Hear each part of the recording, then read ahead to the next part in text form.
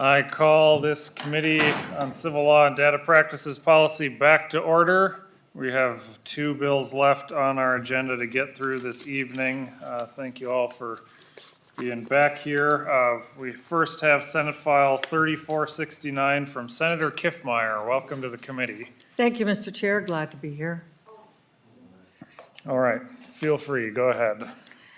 Thank you, Mr. Chair. This is Senate File 3469 relating to elections. Excuse me. Mr. Chair, I understand that in particular today, sections 3, 6, and 8, or 3, 7, and 8 are what you want to particularly hear about in your committee. Okay, so section 3 has to do with absentee ballot drop boxes.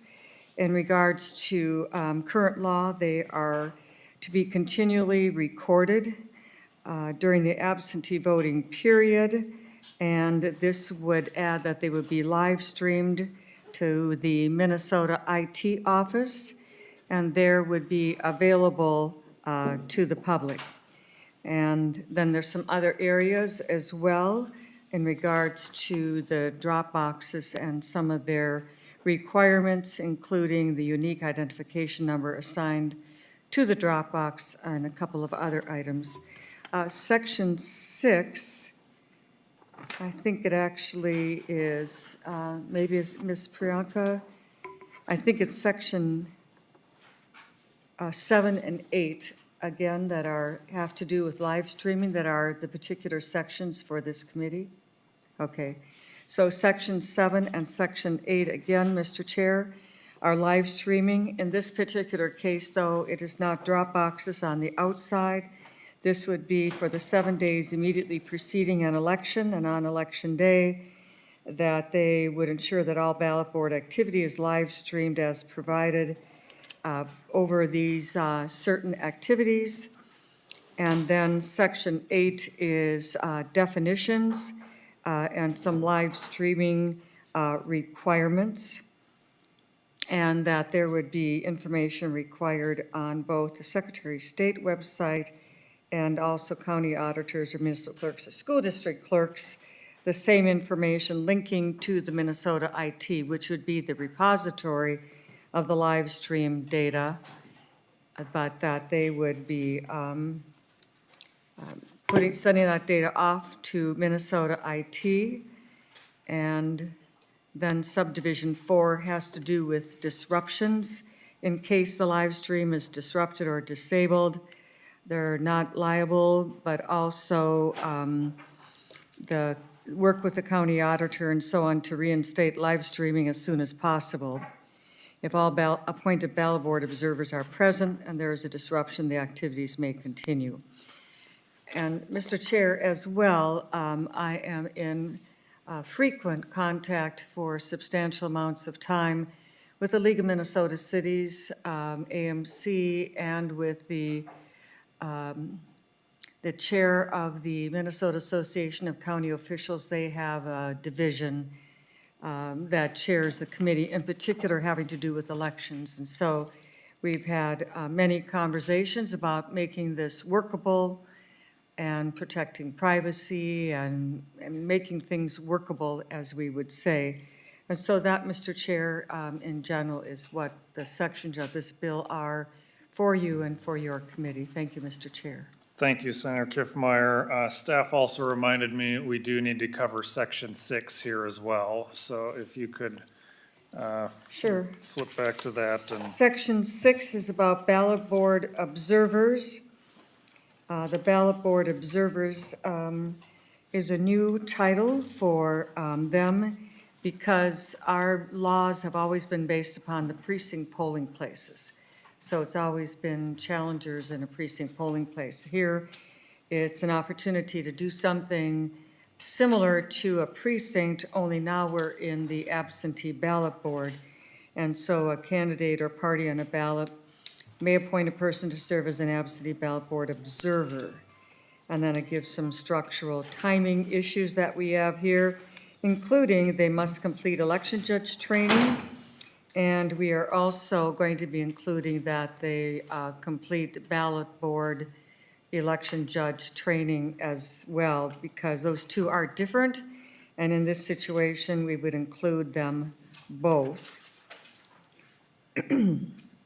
So, Mr. Chair, I believe that covers Section 6 as well.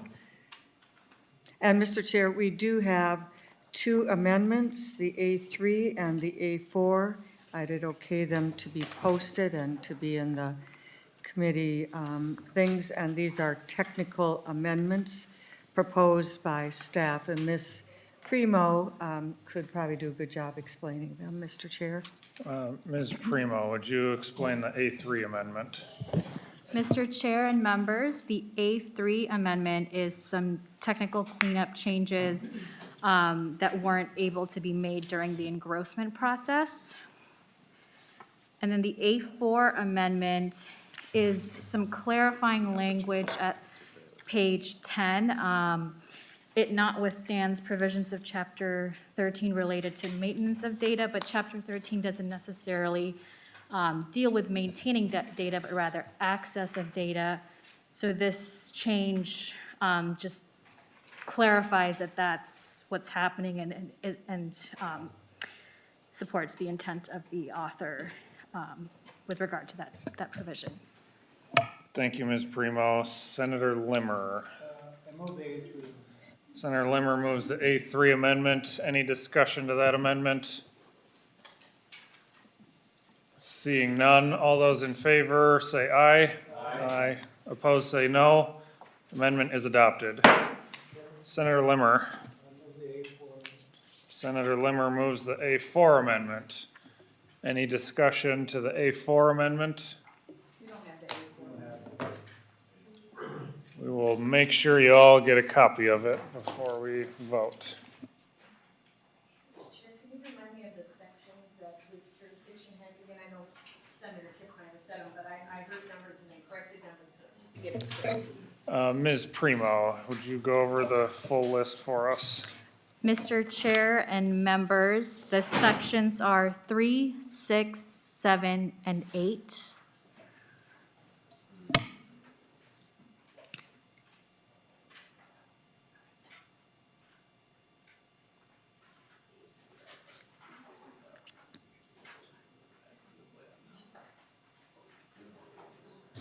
All right, we will be printing more copies. It was handed out at the start of our committee at 1 o'clock, and it was put on top of everyone's folders, so it probably got lost in the shuffle from afterwards. But we will get some more copies run off before we vote on the A4 amendment.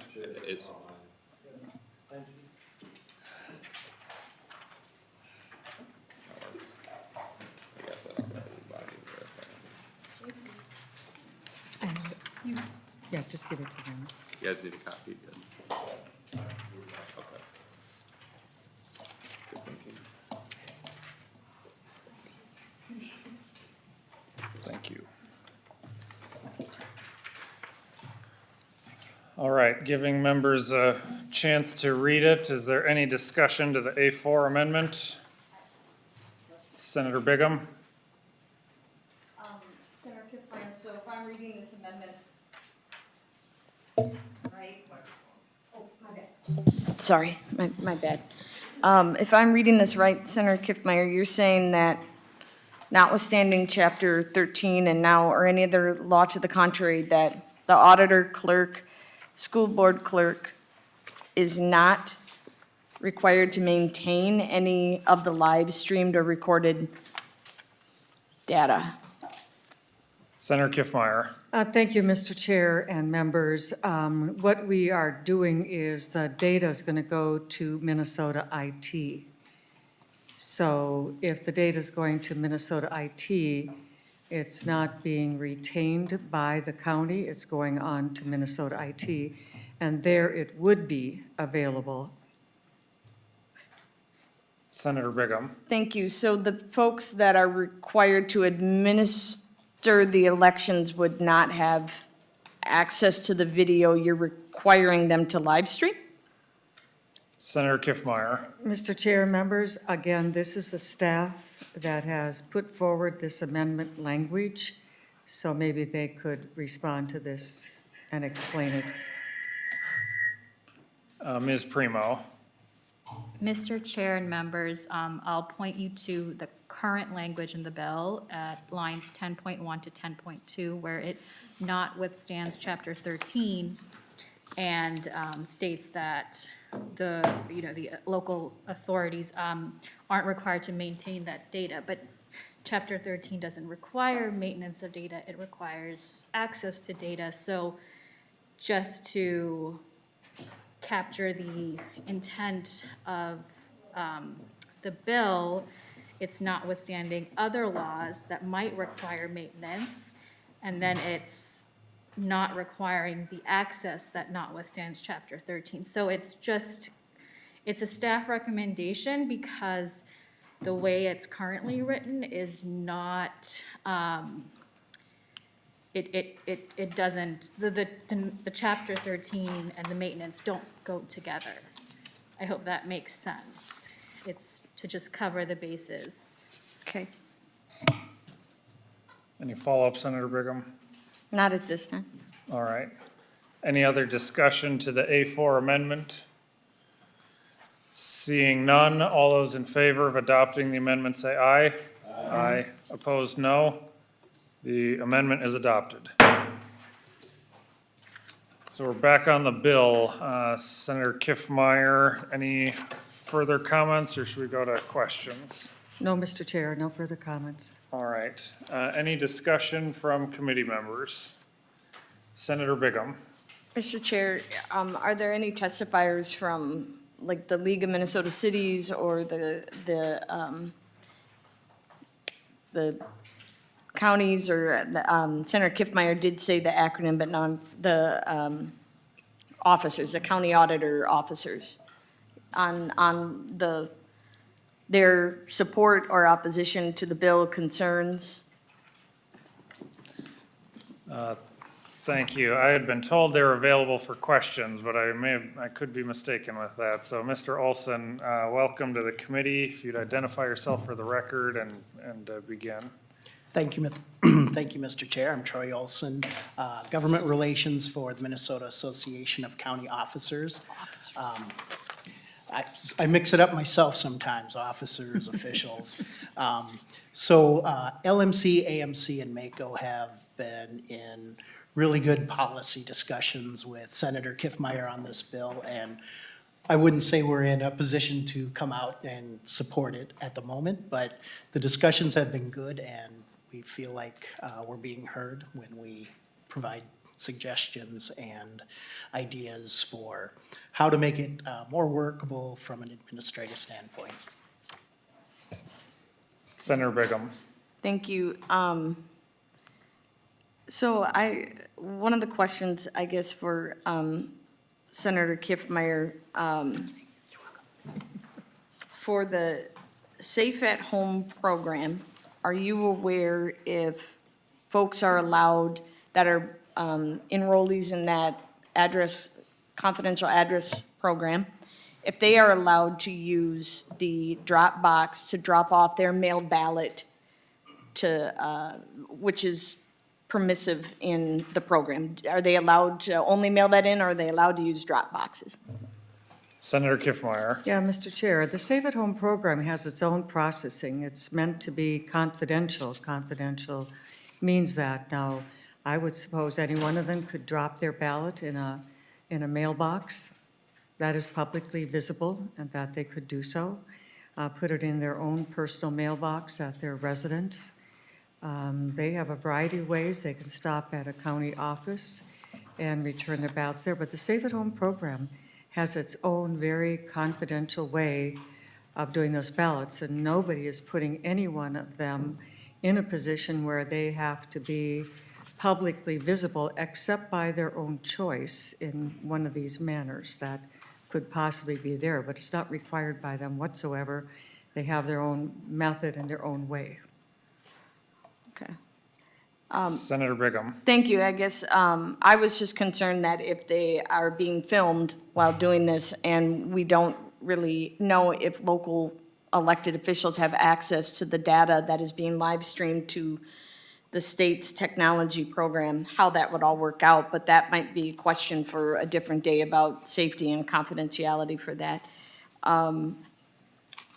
The other question I would have is there a fiscal impact or a fiscal amount that you are giving the state IT department to comply with the storage of this data, or local government?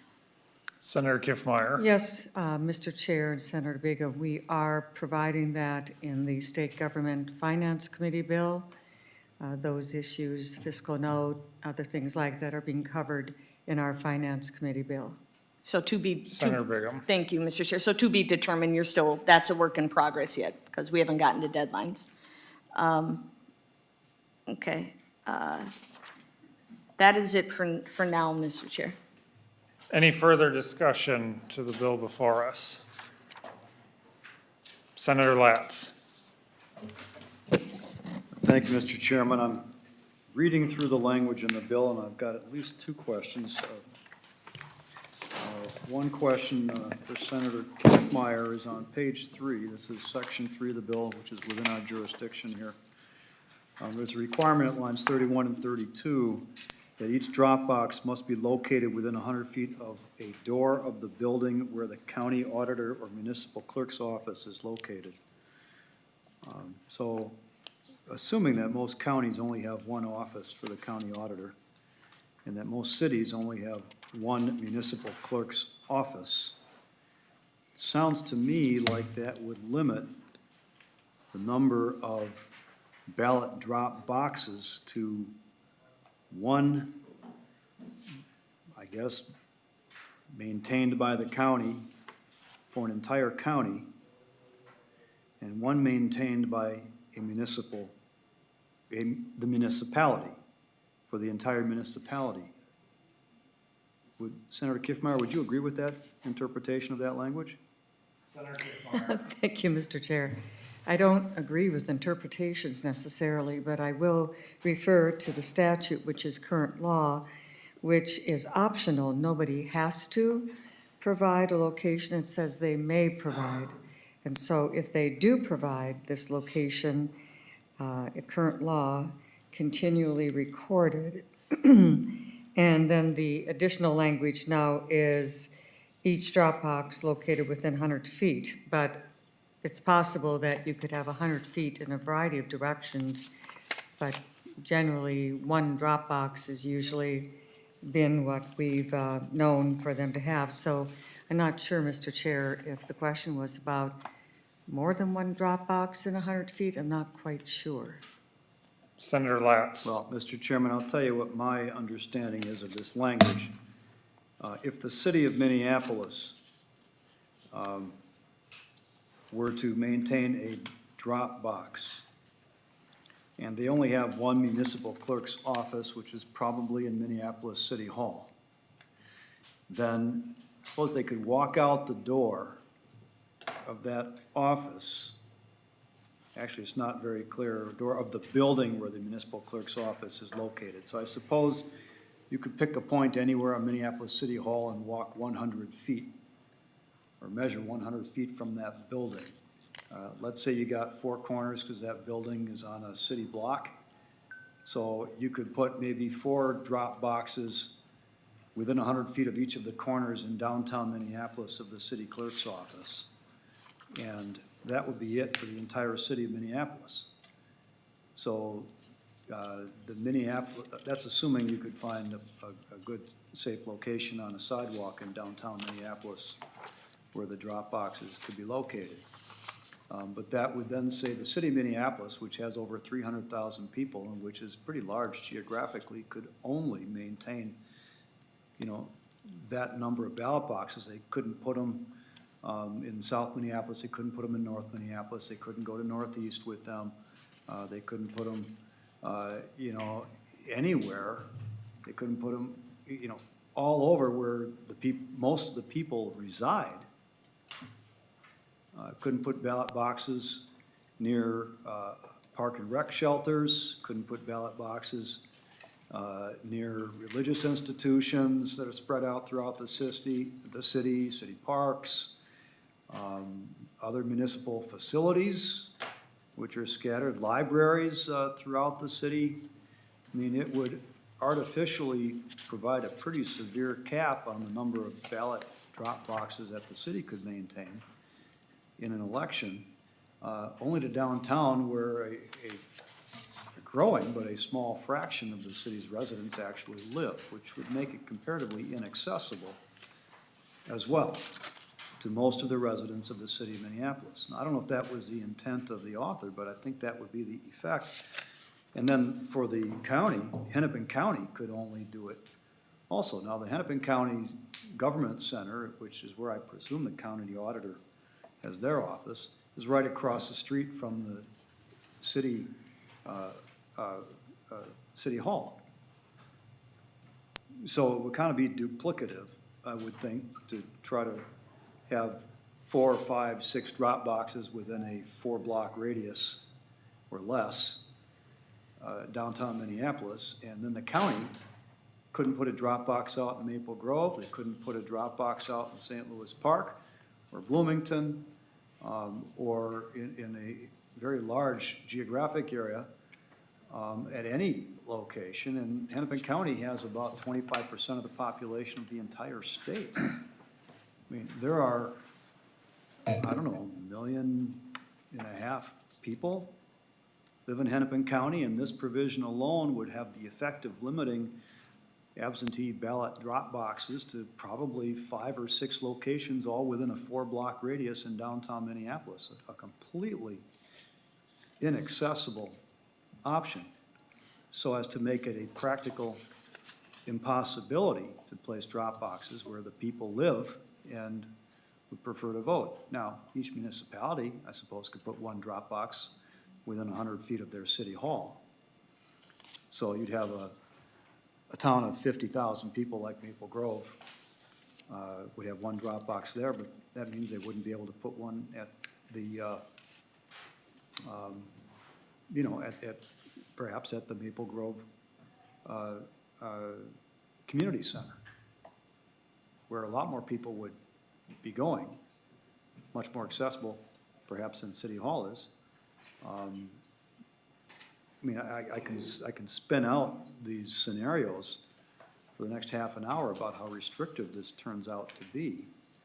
A community like Bloomington, which has, 100,000 people in it or something like that? 3rd or 4th largest city in the state of Minnesota, would only be able to do it within 100 feet of the Bloomington City Hall. I mean, that means they couldn't put one at the Mall of America. It just seems like a really restrictive provision.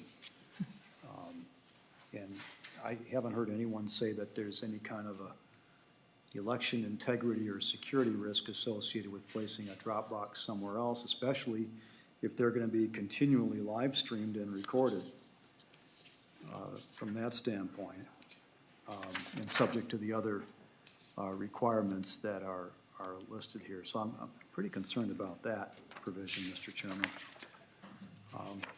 There was one other provision that I was looking at here. Let me see if I can find it as I was reading through. I might have another question or two as I continue to read through the bill. But we were looking at, the ballot board observers in section 6. This would be on page 7, Mr. Chairman. There's a provision that I'm not quite exactly familiar with how all of this would work, but I did see a requirement there that a ballot board observer must be allowed to be within 4 feet of the ballots or envelopes being handled. I don't see any provision that provides a minimum distance either. So I suppose theoretically, under this statute, they could stand immediately adjacent within inches of where it's being counted, and that would not be considered inappropriate. It says they can't interfere with the conduct of the ballot board, but if you're standing there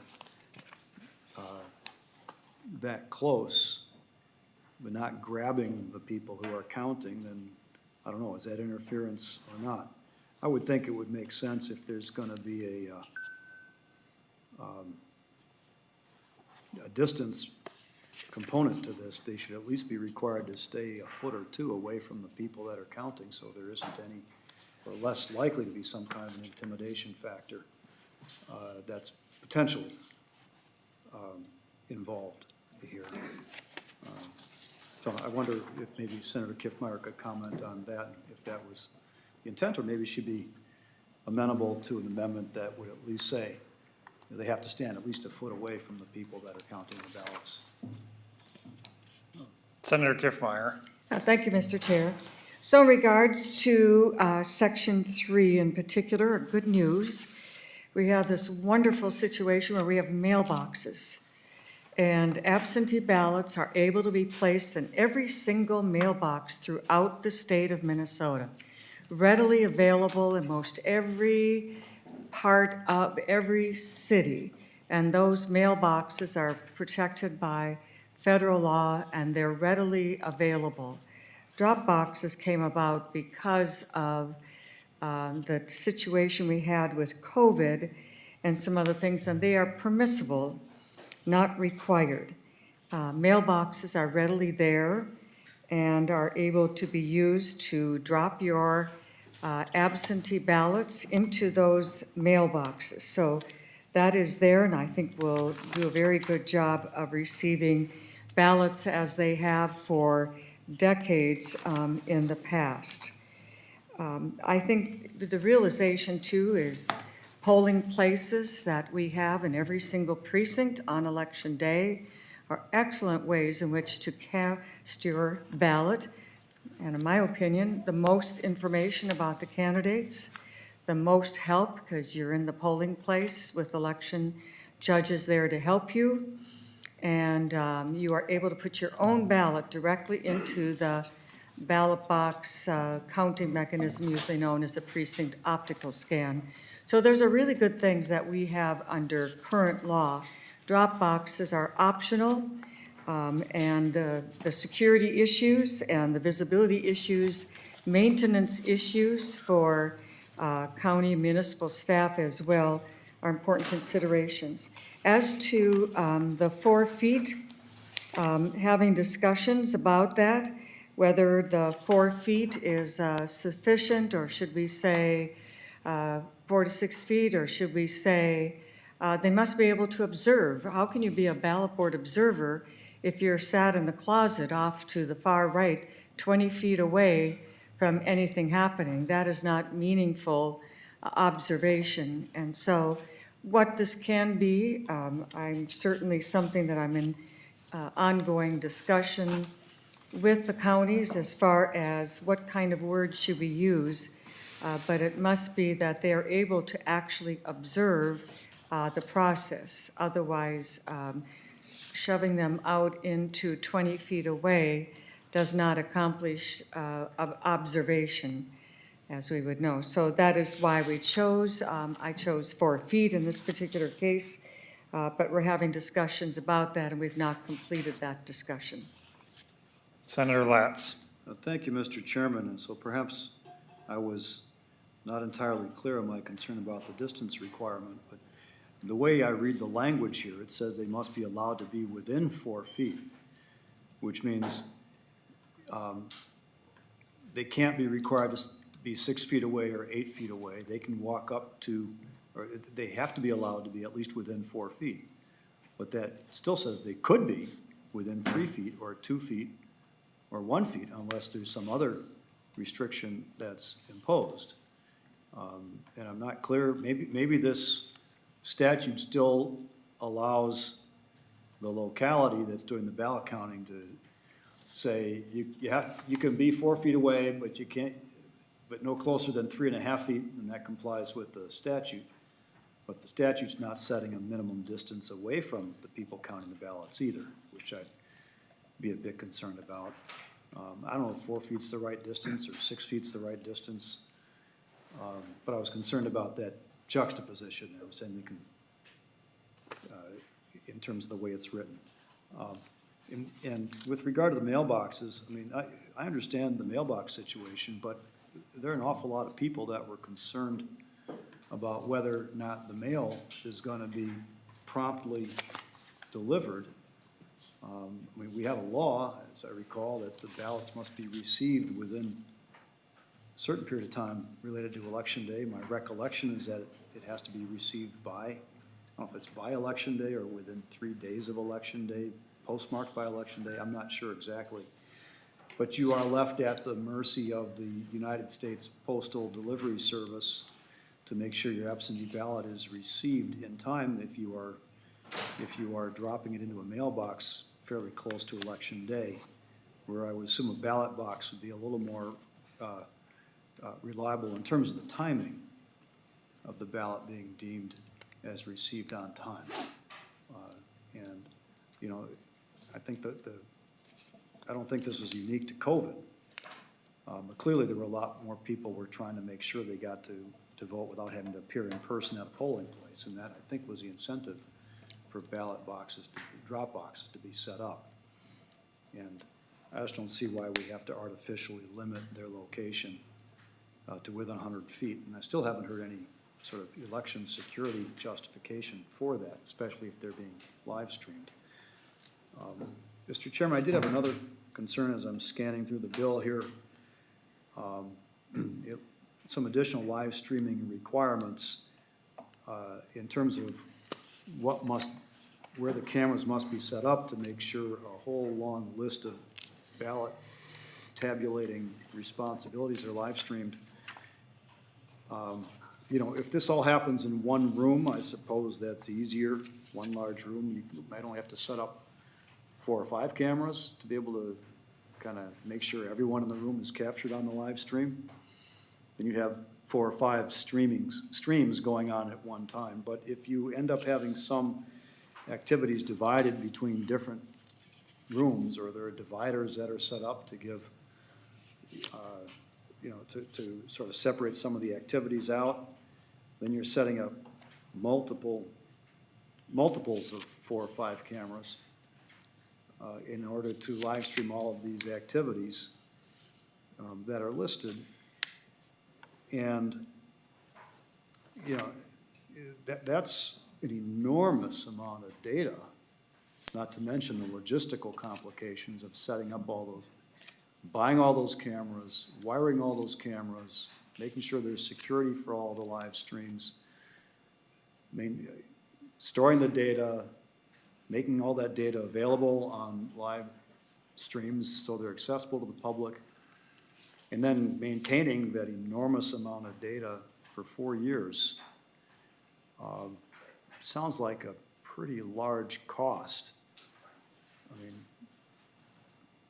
maybe for comparison purposes, we can take a look at body-worn camera data from law enforcement and the costs that are being maintained with gathering that data and storing it for however long it needs to be stored.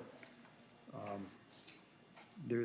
think there's only $1 million appropriated in this bill for grants to local governments to assist with implementation. Do we have any kind of a local government fiscal impact statement that was created so we understand what the actual cost might be?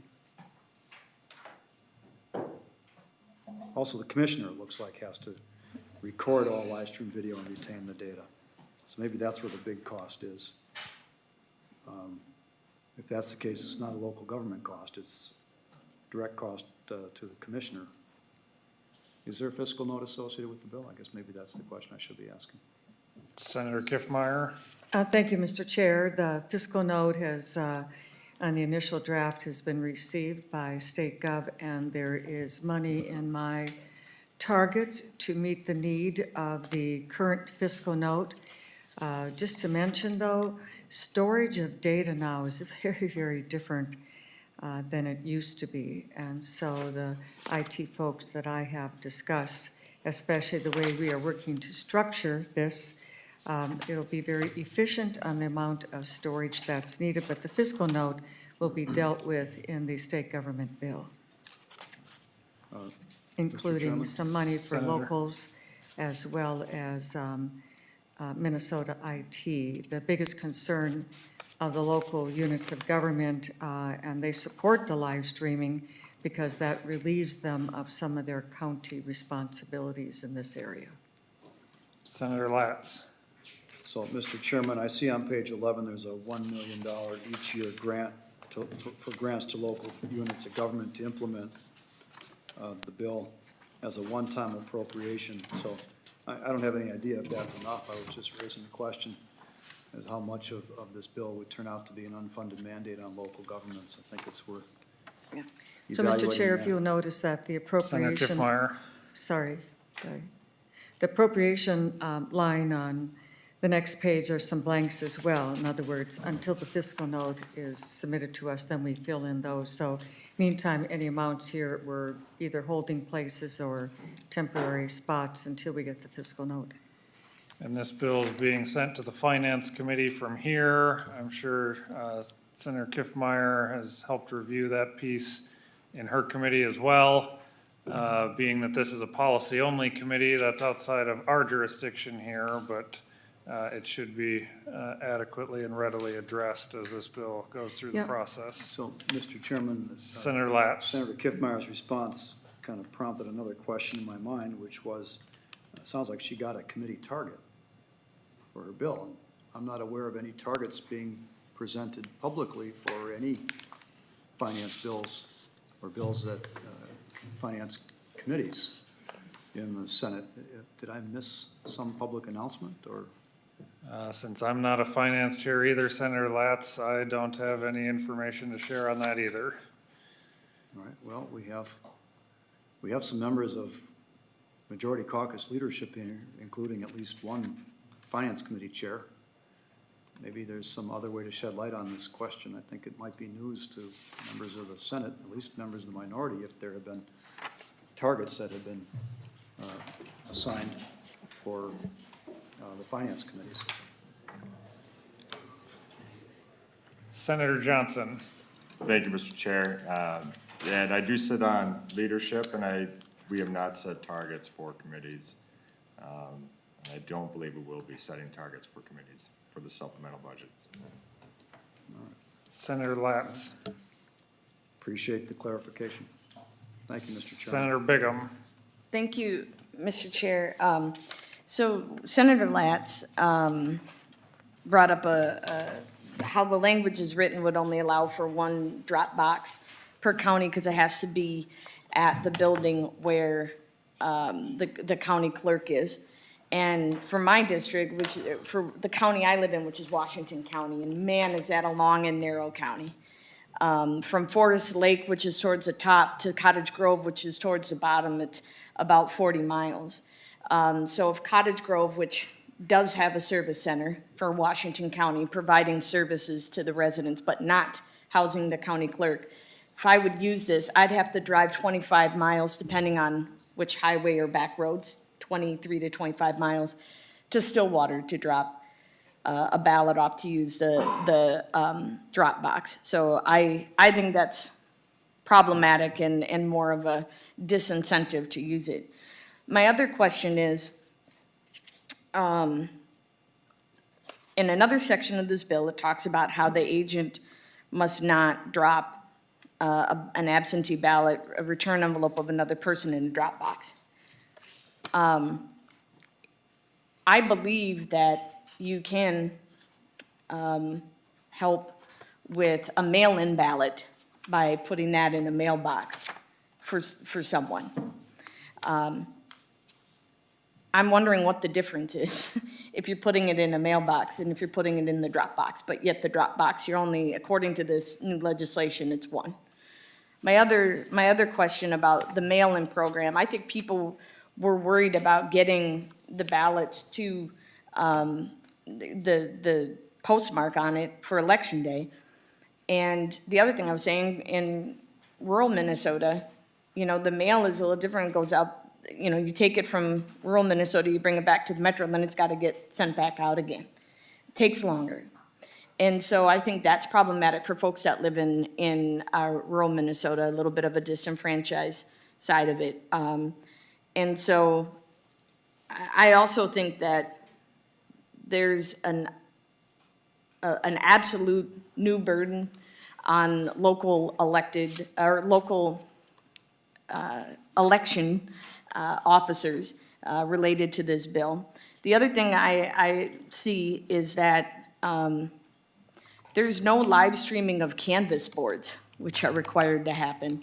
And I think if you live streamed the canvas boards, you would see how awesome our democratic process is for our elections, the hard work and integrity that goes in with our local election officials that serve the county and the cities and the townships and the school boards. So I find that a little curious too, that we don't show what the process, the good part of the process, because I don't necessarily know what live streaming is going to do other than to deter somebody from wanting to be on camera for dropping a ballot, which we have no idea who has access to this data. It's on a website. Anybody can request it. For what? I mean, I don't, this seems like an awful big government reach into privacy of people doing what their constitutional rights allow them to do. Thank you, Senator Bigum. Any further discussion from committee members? Senator Kiffmeyer, any final comments? Thank you, Mr. Chair. I appreciate very much. Just want to make a comment that the current law is that certain envelopes, certain ballots are cast. Absentee ballots, as provided in this chapter, can be mailed, or they may be left with or personally delivered to the county auditor and municipal clerk. That's current law. So with that, Mr. Chair and members, I thank you for hearing the bill. Appreciate it very much, and I'm going to continue to work with all the local units that I am right now, and doing everything I can to make this as doable as possible in the administration of elections. Thank you, Mr. Chair. Thank you, Senator Kiffmeyer. I received a correction. We'll send the bill back to State Gov for them to focus on those target numbers that are in the bill. So with that, the motion before us will be for Senate File 3469 as amended, be recommended to pass and refer to the State Government Finance Committee. Senator Johnson, will you make that motion? Senator Johnson makes that motion. All those in favor of that motion signify by saying aye. Aye. Opposed, say no. No. The motion prevails and the bill is passed. Thank you, Mr. Chair. Thank you, committee. Thank you, Senator Kiffmeyer. We will go to Senate File 3933. Senator Chamberlain, thank you for bearing with our schedule changes today. Welcome to the committee. No problem, Mr. Chair. Members, thank you.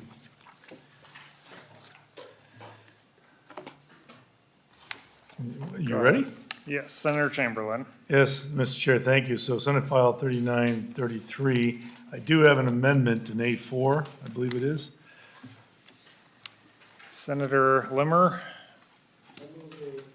Senator Limmer moves the A4 amendment.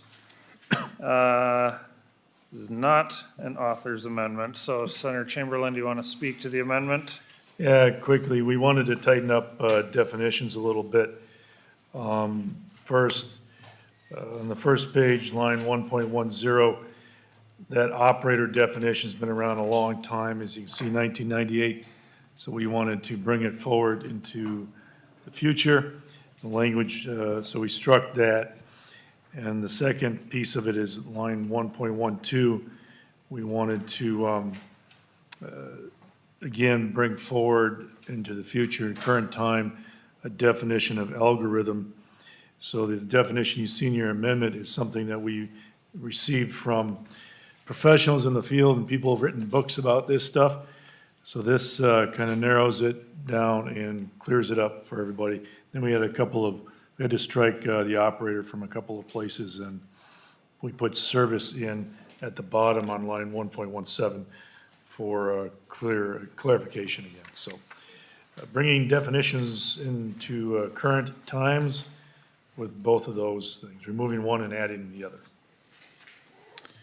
Thank you, Senator Chamberlain. Any discussion to the A4 amendment?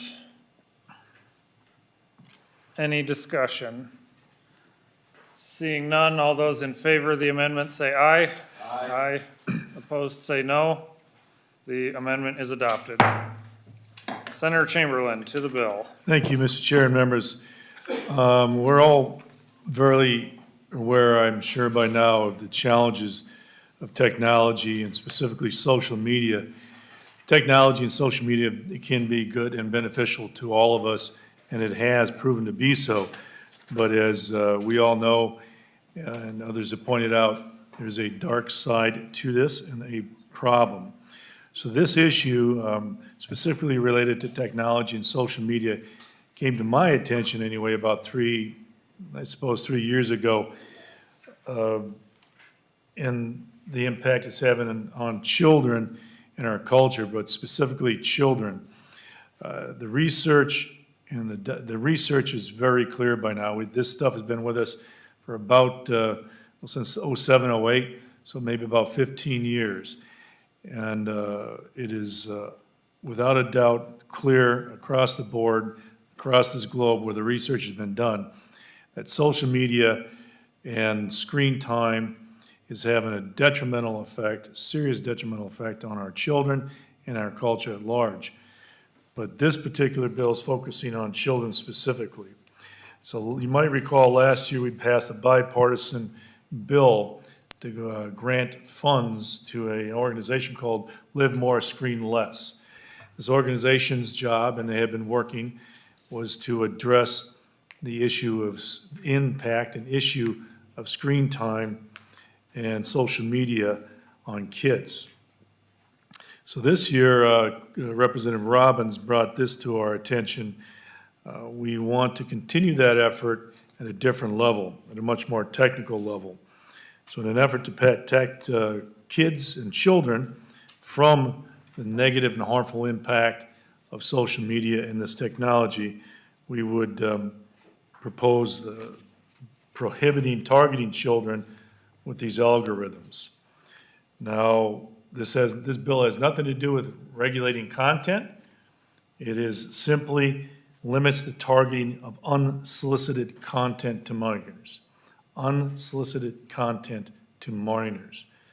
It does not have anything to do with content that is being delivered. And we can talk about that more later when I go through the bill. So I was happy to assist Representative Robbins with this proposal and algorithms. Just to wrap up my quick overview, the summary here is we work hard in this culture, in this society, here and across the world to protect children from harmful effects of things all around us. We have gone to great lengths to protect them from tobacco. We prohibited companies from targeting children with ads for tobacco. We said they can't buy candy cigarettes anymore years ago. Go to great lengths to protect them from that, from alcohol, drugs, and many other things. Those are physical, tangible, clearly understandable hazards. We can see them, touch them, smell them. They're very physical. They're out there in front of us. Algorithms are not seen. They're hard to understand. They're not tangible. But they are as much of a danger to our children and even more insidious because they're not well understood and they're unseen. Now, people will talk about choice. Parents don't have a choice in this. These things get into kids' streams and social media all the time. The goal of social media is to get attention. And the way they do that is they target people with a lot of psychological triggers to get attention. These things can be blocked. The technology exists to block them. Snapchat, I believe, as a result of a lawsuit, decided to block third-party algorithms. So this simply is an attempt to protect kids from things just as harmful as tobacco and alcohol and everything else. I made one analogy that what we've done here, we now know what we didn't know before. And what this is akin to is giving your 16-year-old the keys to the car, a credit card, the key to the liquor cabinet, and say, enjoy your night, have fun for the weekend. Here's the liquor, here's the keys, and here's the money. Go have at it. That is what this has done, and we need to try to address it. So the bill, on a quick overview,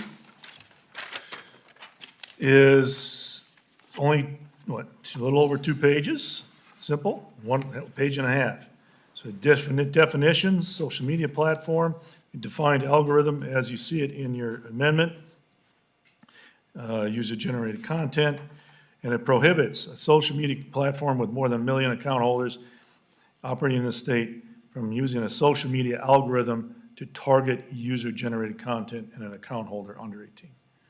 Then there's some fines, a $1,000 fine for occurrence. It gives a cause of action for the person and the child and the family who believes they were, who believes that the social media company violated this law. And of course, there are some exceptions, and you can read them there. There are obvious exceptions, there are important exceptions. So that's the bill. It's short, it's simple, it's direct, and it's intentional in its impact. It has nothing to do with content, just targeting our kids with destructive, harmful algorithms that has led to great harm. So thank you. That's my 5 minutes. I'll yield everything else. Thank you. Thank you, Senator Chamberlain. So we will go to some testifiers for this bill. I was informed that we have one individual that needs to catch a flight out. And so he came expecting to testify this afternoon, and we bumped the bill now, so I'm going to move Mr. Carl Zebo. I hope I'm pronouncing that correctly. Yes. Up first, and then we'll go back to the top of the list and proceed through the rest of the testifiers as normal. So, Mr. Zebo, welcome to the committee. Please state your name for the record, and then feel free to begin your testimony. Yes, thank you, Mr. Chairman. My name is Carl Zebo. I am Vice President and General Counsel of NetChoice. I'm also an adjunct professor of Internet Law at George Mason Antonin Scalia Law School. And first of all, thank you for allowing me to speak. Hats off to y'all. You guys go incredibly late into the night. I figured an 8 p.m. flight should get me out in plenty of time, but you guys are here working. Now, I am a parent of 2. I have 2 kids, and my spouse, my wife, works as a child therapist. And being a parent today, it's really hard. There is no Dr. Spock's book on how to raise children in the internet age. We're figuring it out as we go. And I get it. It is really hard. I have to instill lots of rules in my house. I have to control what my kids have access to. I mean, if I see a parent handing their kid the keys to the car and a liquor cabinet and a credit card, I'm sorry, that parent needs to probably go to prison. But that's not what we're talking about here. There was a reference a moment ago about how we banned advertising to children of cigarettes. Actually, that never happened. Look, I'm not a fan of smoking. I've never smoked in my life. That was actually part of a 1998 settlement with the tobacco industry. In fact, the First Amendment makes that impossible. And what does this legislation ultimately do? It makes it harder to be a parent because it removes core tools for parents and allows the retention of lawful but awful content. So let me give you a couple of examples. It's an exceptionally well-intentioned bill. I totally understand why the sponsor is doing this, and I respect it. But the unintended consequences include, for example, my son loves reading on his Kindle. And when he finishes his book, guess what? It's able to recommend the next book in the series or something very similar to what they might be interested in, outlawed under this bill. 17-year-olds with a nut allergy would not be able to use Yelp to find a safe restaurant. Remember, we're not talking about children. Children is a legal term of art. Children means under 13. This applies to anyone under the age of 18. 16-year-olds using Dropbox for school can't see recommended next action items or other things they're working on in their project. This is outlawed under this bill. Teenagers doing searches for projects, autocomplete is illegal under this bill. Google Safe Search is illegal under this bill. It's so broad that a high schooler using Microsoft Online cannot use autocorrect for spell check because that's an algorithm that targets that individual. The NHL network can't send alerts when the Wilds games get rescheduled. Now, I love history, and although I majored in business, political science, and economics, the law is centered around stare decisis. It's all about history, and that's why I love it. So what is past is prologue. And we've seen this fight before, and we've seen these attacks, and we've seen how they end. And in the end, what we've seen is freedom and individual liberties always prevail, which is great for me. I'm an originalist. Efforts to ban violent movies has been tried before. Well, the Supreme Court said no, that's protected by the First Amendment. Efforts to ban controversial music, we all remember Tipper Gore in Congress, right? That was declared unconstitutional by the Supreme Court as a violation of the First Amendment. In the late 90s, early 2000s, California banned violent video games. U.S. Supreme Court Justice Scalia said that they're protected under the First Amendment. And there are several cases that say algorithms themselves are protected under the First Amendment. So this is very much a First Amendment case. Now, the sponsor said this does not touch content. Well, the word content in this very short bill shows up at least 10 times, including the phrase harmful content. So clearly content is implicated in the legislation. Let's assume, for the sake of argument, the content is not implicated. There is content-based restrictions under the First Amendment, and there is also speaker-based restrictions that are protected under the First Amendment. Easy, simple example. Saying you cannot say anything bad about the king, content-based restriction. Saying John Adams cannot say anything bad about the king, speaker-based restrictions, both illegal under the First Amendment. This certainly applies to the latter, if not the former. And in order for something to pass constitutional muster, you must achieve three things.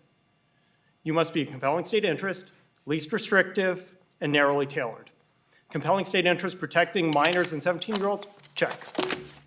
Narrowly tailored, the definition of target is not even present in this legislation. What is harmful content? Not narrowly tailored. And least restrictive, when Congress twice tried to enact similar legislation to this, it failed. Why? Because a substantially less restrictive means is device security or putting requirements at the ISP level. Less restrictive doesn't impede First Amendment, and therefore this law fails from a policy perspective for all the unintended consequences I mentioned, as well as a legal perspective. And for that reason, this bill, while well-intentioned, is not ready for prime time, and we recommend that at this time you do not advance this legislation. All right, thank you, Mr. Zebo. Appreciate your testimony. Next on the list, we'll go to Bryan Austin, Harvard Medical School. I hope you're with us, perhaps on. Yes. Mr. Chairman? Senator Latz. I'm sorry, I don't know if the previous testifier's testimony was provided in written form in our packets or not, but if it was not, I'd ask if we could be provided with a copy of that. There is written testimony as well. It's in the packet. It should Thank be you. in your packets, Thank you. Senator Latz, I'm being told. Thank you. Ms. Austin, welcome to the committee. Hopefully I'll find you on Zoom here soon. There you are. Welcome to the committee. If you'd identify yourself for the record and then begin your testimony. Thank you. Yes, good evening, Chairperson Matthews and honorable members of the committee. Thank you for the opportunity to speak with you today about Senate Bill 3933. I'm Dr. Bryan Austin, professor of pediatrics at Harvard Medical School and the Harvard T.H. Chan School of Public Health. I've specialized in research on eating disorders and adolescent health for over 20 years. I'm here today to share the research on the negative effects of social media algorithms on the health and well-being of adolescents and their link with eating disorders. Eating disorders affect people of all ages, genders, races, ethnicities, sexual orientations, and body sizes. Nearly 30 million Americans will have an eating disorder in their lifetime, and nearly 2 million children alive today will have an eating disorder before they are 20 years old. Eating disorders are among the most deadly of any mental health condition, killing over 10,000 Americans every year, or one person every 52 minutes. Eating disorders not only have devastating impacts on individuals and families, but also on society as a whole, costing the U.S. economy almost $65 billion annually. Nearly 500,000 Minnesotans will have an eating disorder in their lifetime, and these conditions cost the Minnesota economy $1.1 billion each year. In an increasingly digital world where 1/4 of adolescents are on social media almost constantly, social media platforms continually bombard youth with highly visual content that is extremely engaging by design. Among 13 to 18-year-olds, nearly 2/3 use social media every single day. And although the federally set minimum permissible age to use social media is 13, nearly 20% of children aged 8 to 12 use social media daily. And this is new data just out this month from Common Sense Media. Nearly 20% of these young children are using social media daily. We've known for years that social media platforms, especially image-based platforms like Instagram, can have very harmful effects on teen mental health, particularly for teens struggling with body image, anxiety, depression, and eating disorders.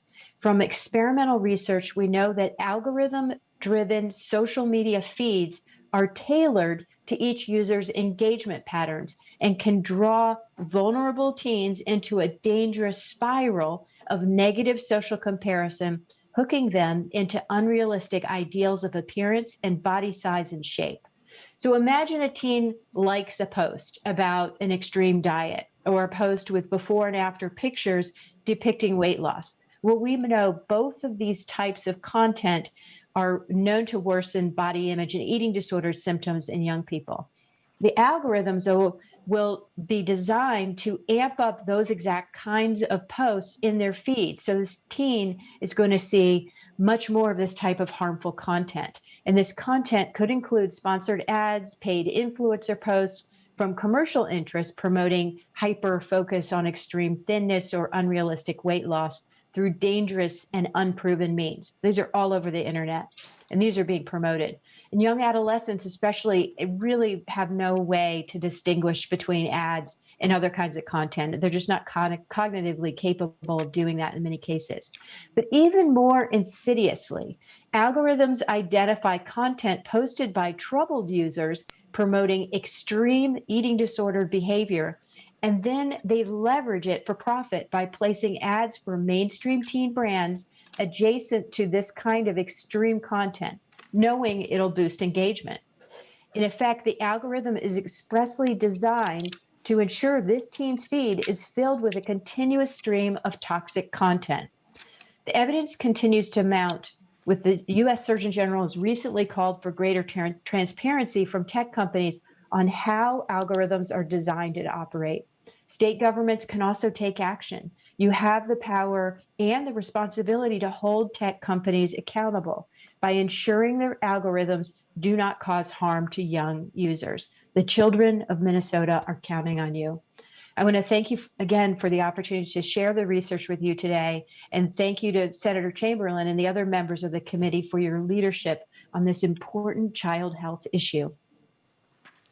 Thank you, Dr. Austin. Next up, Marie Hampton.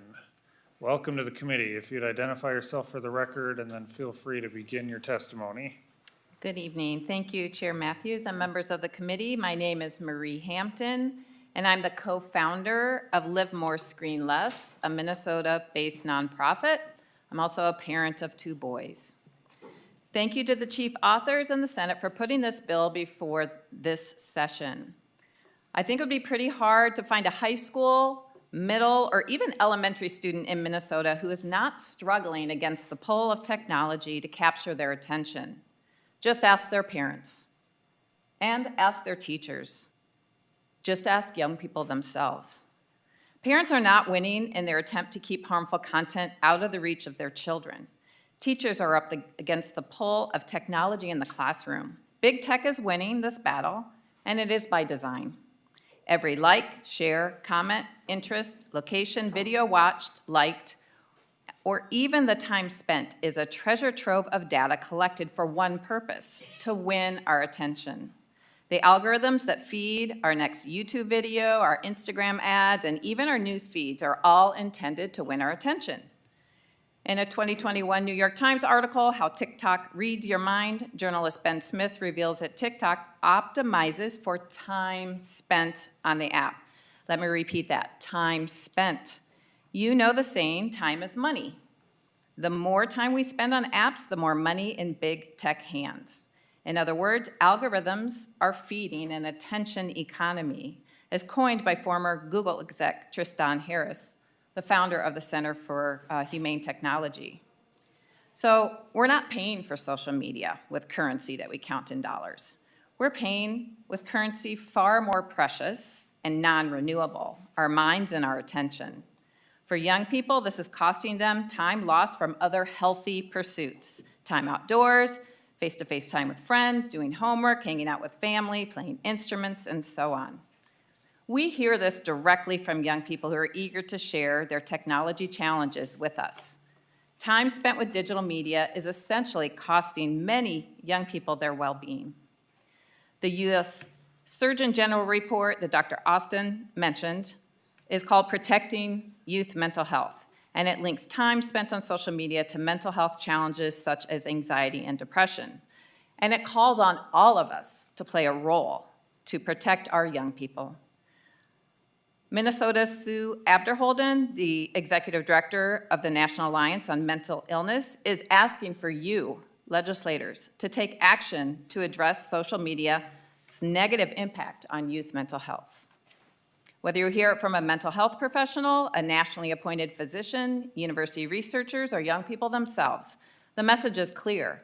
Big tech's persuasive and manipulative design is prioritizing their business strategy and money-making models over the well-being of our children.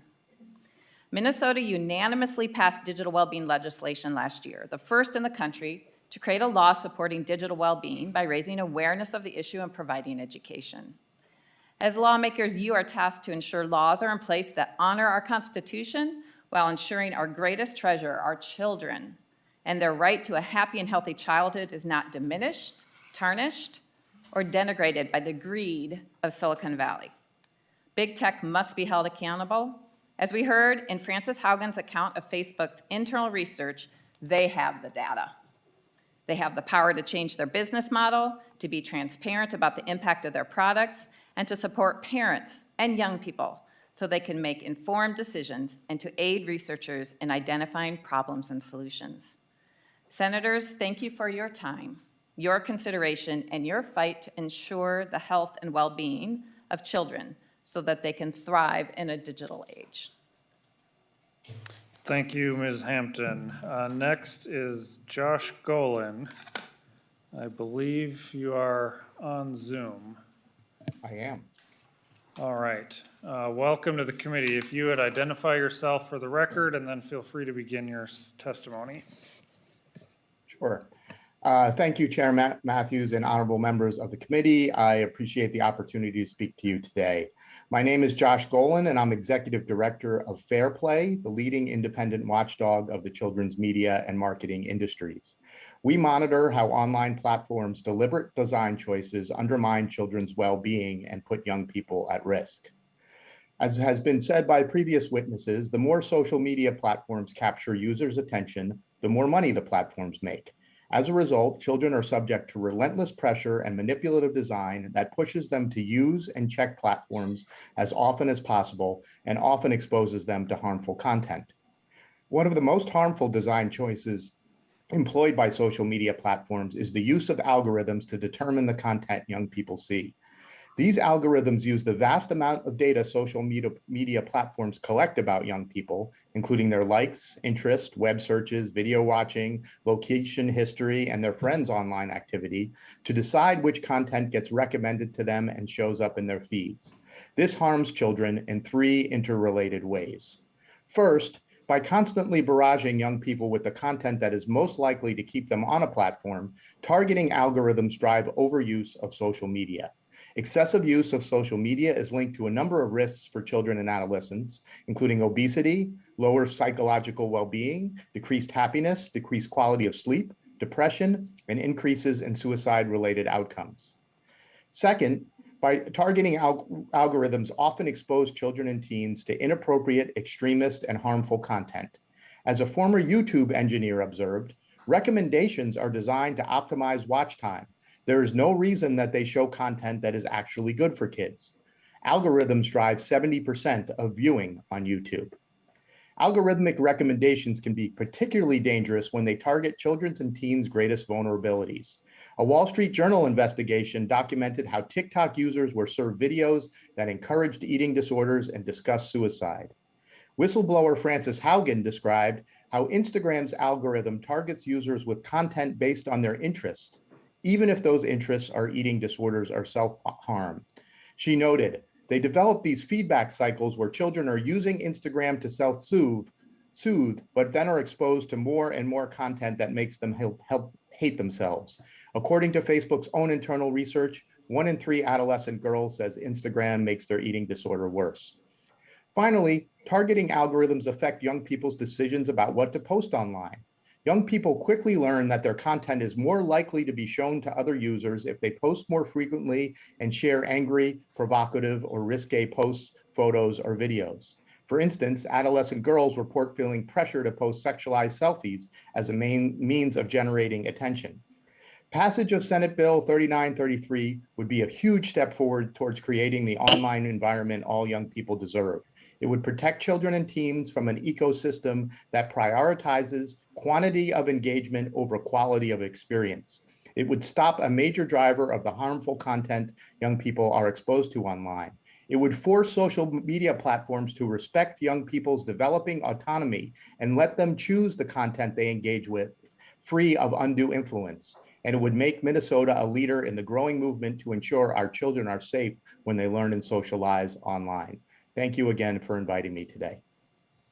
Thank you, Mr. Golden. Thank you, Mr. Golden. Is there anyone else who's on our, that would be Maya McKenzie. Maya McKenzie, are you in the audience or on? I am. Why don't you introduce yourself and then proceed with your testimony? Thank you.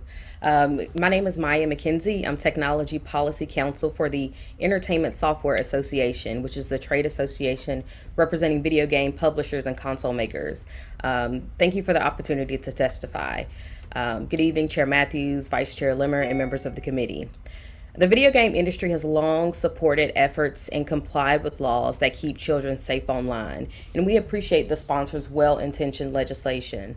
However, it's important to note that Senate File 3933 would frustrate that goal of keeping children safe online. This bill is overbroad in scope, would stifle community building aspects of online gameplay, and unnecessarily subject video game publishers and console makers to frivolous litigation. So for these reasons, we respectfully oppose Senate File 3933. First, this bill is, as drafted, is overbroad in scope as it would apply to any online platform and any content generated by said platform's users.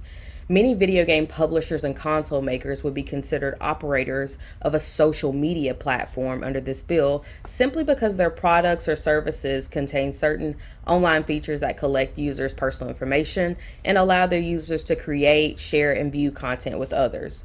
Though this bill seeks to regulate traditional social media, any content generated by a user using a video game would be regulated by this bill. Many users memorialize their achievements by capturing the moment via screenshots or recording gameplay. Now, because the definition of user-generated content is so broad, if an algorithm were used to display these screenshots and video clips of gameplay to other users, even though those screenshots and video clips may not feature a child's likeness or their name, that would be a violation under this bill. Now, because such a broad section of online activity, including gaming, is within scope, this bill would stifle community building features essential to gaming. In some instances, an algorithm is used to provide game recommendations based on a user's interests. So instead of displaying user gameplay clips from one of thousands of games that exist, an algorithm might narrow the field and only display gameplay from games a user is interested in or has played in the past. Because this bill is so broad and vague, any online recommendation features would likely be prohibited under this bill. Video game players share gameplay content to highlight their gaming achievements and build camaraderie. 77% of gamers play with others online or in person, and 74% of parents are playing games with their children on a weekly basis. Prohibiting the use of algorithms that aid in aligning content with the user's interests frustrates the community building aspect of games that unites gamers in an increasingly disconnected virtual world. Now, Senate File 3933 proposes inoperable and unclear legal standards regarding the use of algorithms. This bill would prohibit the use of an algorithm that prioritizes and directs such prioritized content to a user, but did not provide clarity on what prioritization means. Thanks to the amendment that the sponsor read earlier today, that has been changed, and we appreciate that clarification. But still, there are problems with the bill. This bill would implement a constructive knowledge standard for determining the age of users who can and cannot be targeted via an algorithm. Now, this standard deviates from the actual knowledge framework for determining age under COPPA, the Federal Children's Privacy Law. The actual knowledge standard gives operators clarity on when increased protections are necessary. And without a bright line rule, an operator would be forced to apply heightened restrictions to all users to avoid risk of noncompliance, which would alter the delivery of products and services to all consumers. Now, given the unclear standards and many ambiguities with this bill, it is likely that companies will adopt varying interpretations of the bill. Unfortunately, this bill is silent on enforcement and does not establish a government oversight function where industry can seek guidance on compliance or provide the opportunity to fix good faith mistakes. Even more problematic is the private right of action. This overbroad and vague bill, coupled with a private right of action, would create unnecessary liability for all online platforms that use algorithms. The goal is to keep children safe online, but this bill invites more questions on how to do so than answers. And though the bill is well-intentioned, its language does not align with the sponsor's intent. So for these reasons, we respectfully oppose Senate File 3933. Thank you for the opportunity to testify, and I want to reinforce that the video game industry is a partner in protecting children online and open to collaboration on workable, clear solutions. I'm happy to answer any questions. Thank you, Ms. McKenzie, for your testimony. Next up will be Tyler Smith. Welcome to the committee. If you would identify yourself for the record and then feel free to begin. Good afternoon, Mr. Chairman. I'm here today on behalf of Chamber of Progress, a center-left tech industry association that works to ensure that all Americans benefit from technological leaps. Our corporate partners include companies like Google, Meta, and Twitter, yet none of our corporate partners have a vote or veto on any of our positions. One of our organization's top priorities is to promote safe and healthy online communities. And I know this committee shares that goal. Unfortunately, while this bill is well-intentioned, it would create an issue that makes social media more dangerous for kids and teens. This bill will remove a vital tool, algorithms, that online platforms use for promoting healthy content and for deprioritizing unhealthy content. We agree that unhealthy content for kids is a real problem. We'd like to work with the committee on a more targeted approach that aims at the harms without scraping the good things that comes from algorithms. Simply defined, an algorithm is a system of computer rules for completing. Understand that over the past year, there has been numerous stories written in national media that blame algorithms for choosing negative content to display to kids and teens. But if I leave you at one point, it's that algorithms are also the very same tools that help services target good content towards kids and teens. And there are many examples of services using algorithms themselves to make the internet better, healthier, and safer for kids. For example, YouTube Kids provides a curated experience for younger kids, unlike the main YouTube site. YouTube Kids uses a combination of algorithms and manual curations to make sure it only shows child-appropriate videos. Yet, if we pass this bill, it will make it impossible for YouTube Kids to use algorithms to find kid-appropriate content. Second, just last year, Instagram announced that it would roll out new settings that give teens and parents more control over upsetting content. Passing this bill would likely break these tools, which rely on algorithms to sift through posts and weed out upsetting content. And finally, just last year again, Instagram started steering teens who are searching for disordered eating topics towards helpful support resources. Unfortunately, Instagram's ability to remove eating disorders posts and promote helpful resources is powered by the very algorithm that this bill would get rid of. This bill is very well intended, but it has an overbroad reaction. This does more harm than good. Passing this bill in its current form would endanger the vital work companies do to ensuring a safe space for everyone. I understand that algorithms may not always provide recommendations that this committee agrees with. We all share the goal of wanting our kids to have a better experience online. But banning algorithms is not the answer. Because it's algorithms that allow online services to filter out and downrank inappropriate content and to elevate and promote healthy content. It would be like saying we want cleaner drinking water, but then banning the water filtration systems that remove sediments and toxins. In conclusion, we share your goal of protecting kids online, yet we worry that this bill is too overbroad and can make it harder for platforms to remove bad content. We would love to work with this committee on a better approach. Thank you. Thank you. Are you Mr. Smith, or are you Yes, I'm speaking? Tyler Smith. Okay. Thank you for your testimony. Next, I have Maggie Becker. Are you in person or online? I am online. Online, all right. Welcome to the committee. If you would identify yourself for the record, and then feel free to begin. Thank you, Mr. Chair. I'm Maggie Becker from the Minnesota Catholic Conference. I'm here today to share our support for SF 3933. It is vital for teen development that we prohibit the use of algorithms that bring them inappropriate or unfiltered content and cultivate addictive behavior. Limiting the impact of social media provides a solid step towards mitigating these harms during their most formative years. 95% of teens ages 13 to 17 have access to a smartphone. 45% say that they're online almost constantly, and another 44% say that they are online several times a day, according to a 2018 Pew Research study. A 2016 study showed that those who spent the most time on social media and the least time interacting with others face-to-face reported the most loneliness.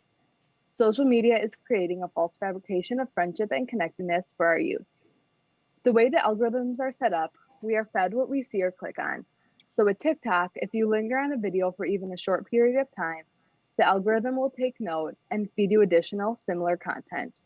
This can be especially harmful to youth if the content promotes suicide or self-harm, which it has been known to do. An example is the emerging link between TikTok-related content and eating disorders in teen girls. The TikTok hashtag diet has over 11 billion views.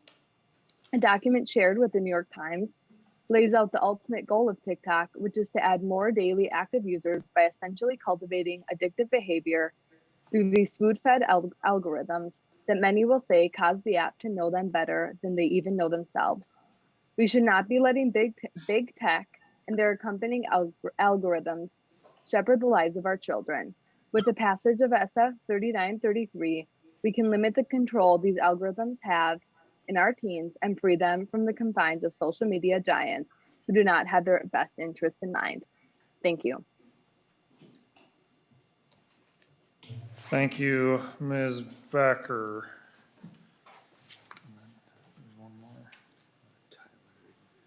And so the last name on the list that I have is Tyler Deers. Welcome to the committee. If you'd identify yourself for the record and feel free to begin. Yes, good evening, Mr. Chairman, members of the committee. My name is Tyler Deers. I serve as the Midwest Executive Director for the Technology Trade Association, TechNet. We represent approximately 90 innovative member companies.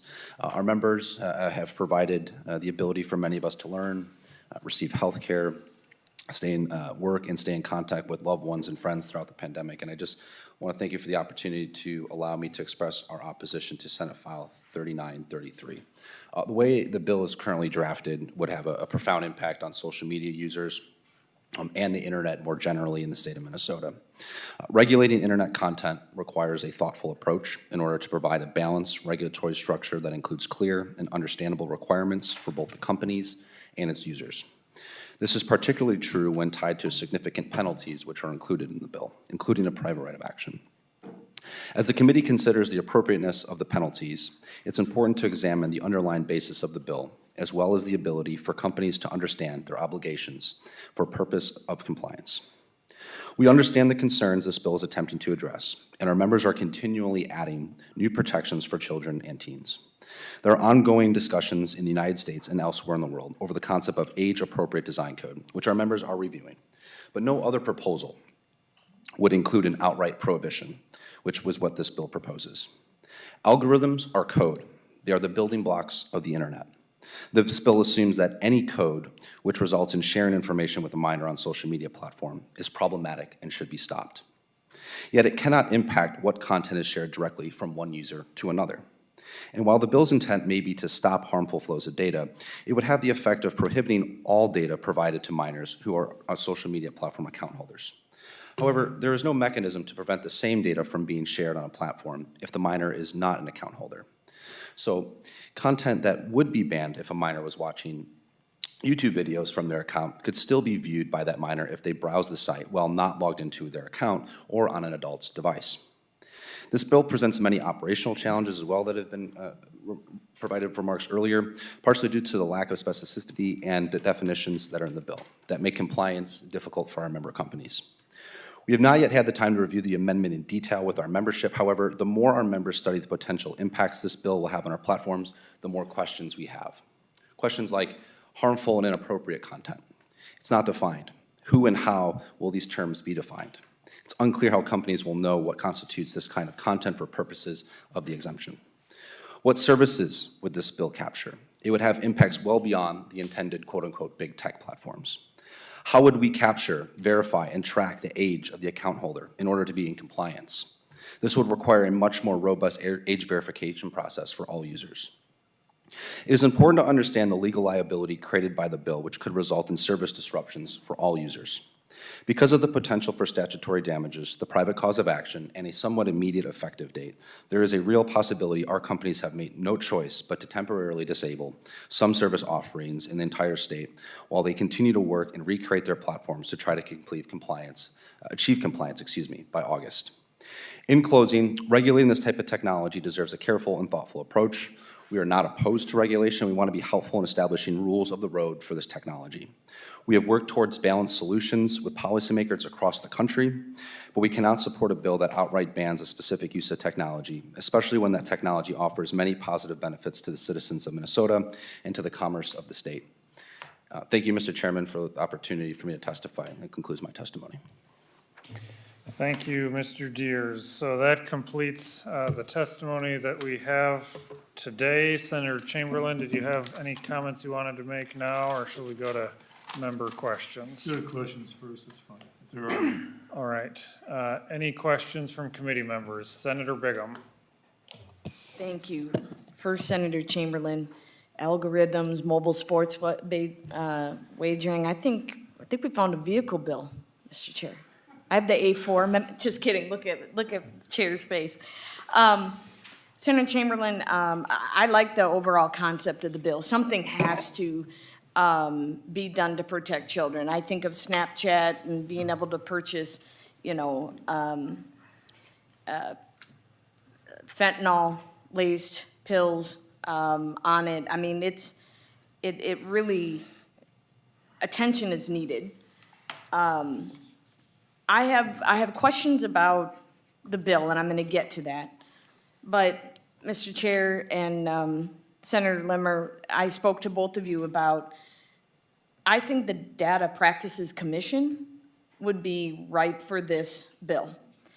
Some of the questions I have, which are, you have 1,000 account holders, or 1 million account holders. Why? Where did that number come from? Is that some industry standard to establish that it's an actual social media account or viable, or that they can authorize algorithms? Maybe you need so many account holders to do that. I look at lines, the end of 2.8 through 2.11, which talks about the media operator is liable to the account holder for any regular special damages, statutory penalty of $1,000 for each violation of the section, and any other penalties under law. That's vague, and where would you file a complaint, Mr. Chair? I mean, is that the Department of Commerce? Is that federal? Is is it the Attorney General? Then I think this was mentioned, inappropriate and harmful content. I see a lot of inappropriate and harmful content, but that's my definition. Senator Chamberlain and I would have different definitions of inappropriate and harmful content. And is that a parent's discretion? Are we telling parents then, you know, like, are we giving them the discretion? Are we taking it away? Is it government that's doing that? And, you know, I look at our wonderful champion, our United States Senator, Senator Klobuchar, who on a federal level has done so much on this topic, but is doing it on a more global issue, because then you don't have piecemeal plans and legislative statutes throughout the country, which makes it difficult for the businesses. I'm not sure, I am not a lawyer. I don't know about Commerce Clause issues. I don't know about enforcement issues. These are all issues that the Data Practices Commission could dig into, and I think there's 4 of us on this committee that are on that commission. And so that's kind of where I wish this would go, because I do think something needs to happen. And my final thing is, there's no effective date on this legislation. So it might be, if the author would allow, is that maybe we put an effective date in here, but saying before it's effective, it goes to the Data Practices Commission for review or consideration or approval, or, I mean, I think there's something there, but that's kind of my thought. I like the concept of having protections in place, because there is no denying that social media has had a huge impact on our youth. And then that, as you grow up, you have to deal with those issues that happen. So I don't think anybody's disputing that. I just don't know if the Civil Law Committee here with a 1.5-page bill that seems very complex is the answer, Mr. Chair. So my preference, and I can't make a motion to send it there, so I can't. So I just hope that before we vote on this in the House, maybe there is some language that can get put in there that it goes to the Data Practices Commission first before enactment. Thank you, Senator Bigham. Any further discussion from members?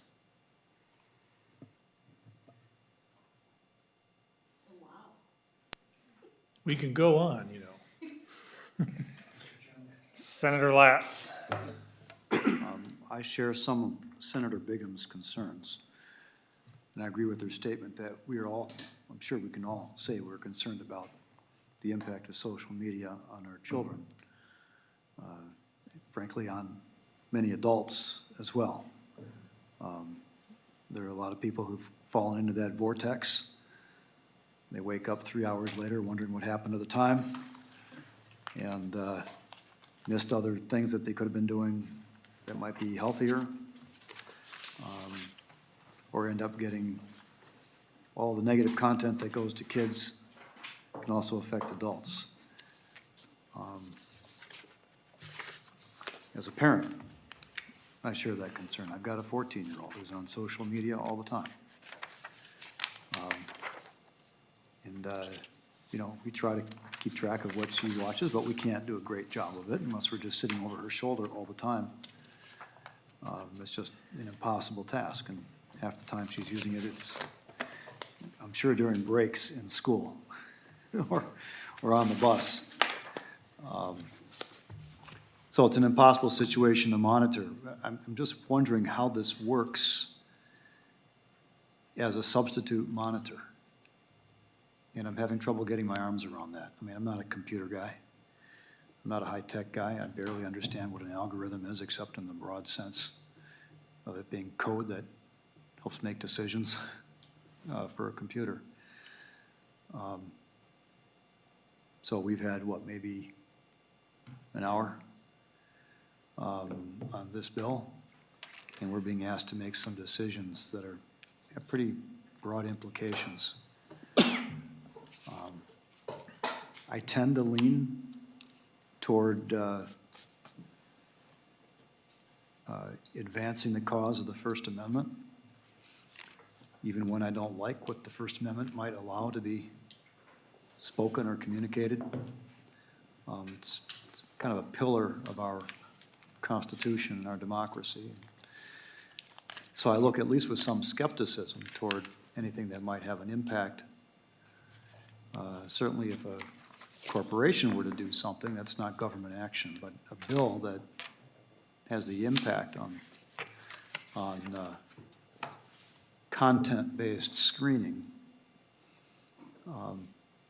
I think does implicate the First Amendment in some ways, and I'm just having trouble getting my arms around that too. So I guess I like the intent of the bill. I'm a little bit unsettled that the opponents of the bill haven't come forward with a proposed solution. They all said, let us come up with a better way of regulating the internet like this, but I didn't hear any specific content to propose to us. And maybe there's stuff going on behind the scenes, maybe there are proposals out there and we're just not hearing them right now. I also wonder a little bit how this would work in terms of a state-by-state regulatory approach. I just don't know, what the background is, behind the scenes in the computer servers or the algorithms or the codes that run these social media platforms, how easy it is to carve out users from particular political jurisdictions. And I think that's another question that would need to be answered. It's probably better for Congress to regulate this field than it is on a state-by-state basis. From a practical standpoint, they have a harder time getting things done than we do in the state. But this might be, and I'm a big believer in grassroots efforts and local control. We've passed a lot of stuff here that didn't really get to the forefront of our legislative priority list until cities and counties started taking action on things. And we recognized a patchwork of regulations around the state, decided, well, we better do something at the state level because the people are demanding it, and we've got to make some uniformity in the regulation. So I'm really torn on this one. I'm not convinced yet that this is an implementable way to do it, to accomplish a goal that I think we probably all share. I think to one degree or another, it also would undermine some parental control over regulating the contents for their own children, because it essentially substitutes the tech operators, the service providers, as the screeners of content, either, well, certainly in terms of defining the exemptions. And as Senator Bigham said, the harmful content is to some degree in the eyes of the beholder. I mean, I might view some harmful content as certain extreme political ideologies that I think would brainwash my kids into viewpoints that I wouldn't condone. In fact, viewpoints that maybe 99% of the population wouldn't condone, but maybe only 75%, wouldn't condone. And so what's the remaining 25%? Is that acceptable to let it through to my kids, just so they learn the arguments on the other side of an issue, or has it become, more problematic? And I just don't know how you define that. But I'm a little concerned about putting a vaguely worded, what I see as a vaguely worded exception. What is inappropriate, as in here? What is harmful in here? I can think of some things that my colleagues at this table might think are not harmful that I would view as harmful, and I'm sure they can flip the argument on that too. So I guess I view this decision here not as a decision on whether we want to protect our kids, although that's how it would be. spun politically, I guess, if that were the messaging, and certainly I don't ascribe any ill intent to anyone. We've had some terrific testifiers here on both sides of the issue, and a lot of respect for those who are coming in here in support of the bill. But I'm not convinced that this is ready to be implemented in statute in Minnesota. And I think this is sort of this is the point at which we have to, at least those of us on the committee have to make a decision like that, on whether we think it's ready enough to become law that we think the entire Senate should vote on it. So I think what Senator Bingham has suggested, and it's one reason why we have a Data Practices Commission, we have people that are better versed in some of these issues, not just on the Chapter 13, but on other data-related issues. They will also have the capacity maybe to dive more deeply in to some of this and take more detailed expert testimony on how it might work. So I don't know if there is a way for us to refer it from this committee to the Data Practices Commission. It's probably not within our legal framework. But I know there have been other bills that have come before the committees I've served on where, you know, bills have been laid over, I guess. I can't think of one specifically, but I know that, you know, Senator Limmer, who has served as chair of the Data Practices Committee, at times has said, you know, this is a bill that I think should go there before we take it up in our committee. So I suppose there's some authority within the chair's discretion to say, let's hold off on making a decision today and let's take it to the Data Practices Commission, get more expert input, and see if there's a way that we can make this work. And if there is a way that, you know, we can make this work, that then I'd love to see it, and I'd be on board and supporting it. If there isn't, then I think it's important for us to find that out too before we take it to a floor vote and potentially have it become statute that's could cause, I guess, unintended consequences, as some testifiers have described it. Might run afoul of our Constitution, and doesn't give a lot of clear guidance, frankly, to what would or would not be fall within the parameters of the prohibitions, and then subject companies to certainly civil liability, maybe more. I don't have a lot of confidence that big tech is gonna look out for the interests of our children. I don't. I think they exist to make money. I don't begrudge them that. They're private, for-profit corporations for the most part. They have a fiduciary duty to try to make money, and they make money by pulling users in, keeping users in, exposing them to ads. I mean, that's the business model, as I understand it. And that's not a moral judgment. That's just, I think, the facts. But when we wade in to try to regulate that, I think we have to be careful about how we do it. And I guess I'm not quite ready, based on what I'm reading in this bill and the testimony that I've heard. Well, I fully agree with the intent. I'm not sure that this bill is ready to become law, and with its imperfections and complications as I'm understanding it. So I think I would encourage the chair maybe to consider laying the bill over and asking the Data Practices Commission to look at this.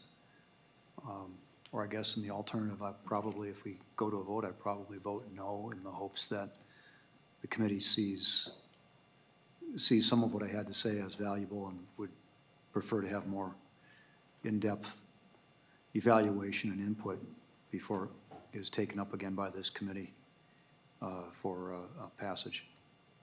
Thank you, Mr. Chairman. Thank you, Senator Latz. Any more discussion from the committee? Senator Carlson. Thank you, Mr. Chair. And I think what has been said has been very touching to me, and I believe that I would have to agree with both of my colleagues that have requested that we take this to the Data Practices Commission. And that gives us the ability to have maybe a bit more researched discussion in whether. Mr. Chair, I gotta walk out for a second. I've got something to do. I'll be back in a minute. You may continue. All right. Thank you, Thank you, Senator Senator. Chamberlain. Senator Carlson, please continue. Yes, thank you, Mr. Chair. I just want to reiterate what the colleagues said there, that I don't want to do something that turns out to have collateral damage. And I think that we could do that. I heard the testifiers that testified in opposition and mentioned the things that they thought might be affected that we do value right now. And there might be another way to get the same thing done. I think Senator Chamberlain is on the right track to do something like this that we can implement. And I know that algorithms are everywhere. We all know that. We all see that happen whenever we go onto the net and we find things that are overwhelming us as soon as we look up a subject. And I think that there might be something that we can do so that we still have that freedom, but the things that are not healthy for some young people are, have some limitations on them. So thank you, Mr. Chair. Thank you, Senator Carlson. Is there any final discussion on the bill? All right. I will make a quick statement and address some questions posed, then I'll go to Senator Chamberlain for any final comments, and then we'll proceed to a vote. I agree that I believe the Data Practices Commission should take a look at this. We don't have a mechanism to refer it from here. And I don't have control over the commission, and I won't be the chair again for the next year.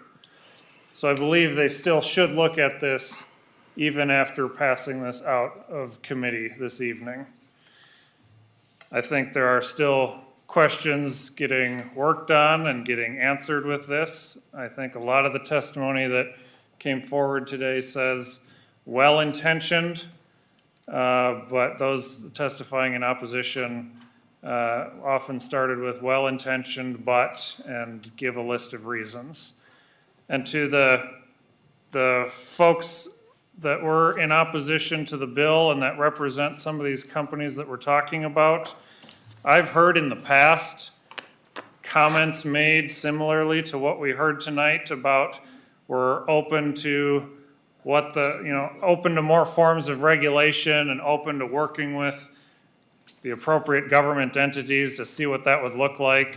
And I keep going back to the question in my mind, if you're open to working with the appropriate government entities for regulation, then why can't you do the darn work yourself?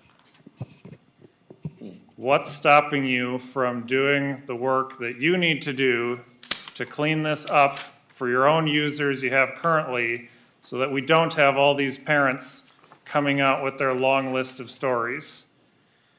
And I don't know what will motivate you to stand up and come forward and work out a solution aside from passing a bill out of committee, continuing to move this forward in the process, trying to get it signed in and become law. I don't know, short of that, what can motivate these tech companies to stand up and start fixing their content. Because we've heard what we heard tonight for a long time previous to this. Yes, we understand there are issues. Yes, we want to work together. Yes, we take protection very seriously. But those all sound like just words and platitudes when there's not the actions to back it up. And I don't know, short of passing this bill out, what can motivate you to actually take actions. So that's why I am going to take a vote on this bill, pass it out of committee, I am still very, very open to more work being done on this, but I think this is such an important issue that we have to start taking a stand in really addressing this. I agree, I think a federal solution over 50 states is probably a better way to go. I don't have control over that today, but I have a say here in Minnesota. I'm the father of a 2-year-old, and when I grew up in the era of the desktop computers with the screens that were taller wide than they were tall. And I remember my parents making comments about, boy, it's amazing what you kids have these days that we didn't have when we were growing up. Now I have a 2-year-old, and I can't believe what he's figured out to do on a little handheld screen that his mom and my wife and I, his mom and I both have, and what he's figured out without even trying, and he's only 2 years old. And I'm not even at the 14-year-old stage yet, Senator Latz, like you are. And so there is clearly something that needs to be done. I'm going to move this out today with the hopes that that continues to some actual work in something getting done. I will be recommending that the Data Practice Commission take this up in the interim regardless, but I don't have control over that. So Senator Bigham, I'll go for one quick comment and then to Senator Chamberlain. Thank you. It's not a comment, it's a question. So there's no effective date on this, and I'm wondering if there isn't something that we could ask Senator Chamberlain to insert that, prior to enactment, it should be reviewed by the Data Practices Commission, like general, so that I think it doesn't handcuff progress, right? But specific enough where the point is made that the Data Practices Commission should hear this. I agree with you, we don't have a way to, as I said, we can't force the issue onto the commission. I'm happy to sign a letter, to the other body saying we would like this to be on, the agenda right away for June. But I'm just wondering if there's like some comfort language that we can put in there, because if we're hearing that it's not workable, I would assume, and again, I'm not a lawyer, but I'm assuming there'd probably be some injunction or some sort of legal mechanism that these companies will use. So maybe we ask before it's enacted, at the effective date, we say it goes to the Data Practices Commission. So Senator Bigham, when there's no date listed in a bill, the default date becomes the August 1st of the year that it's signed into law. And I'm not sure that I'm ever familiar with an effective date with a stipulation of some outside committee to review it prior to an enactment date that would then hinge the bill actually becoming enacted or take effect by an outside commission. I totally get your point.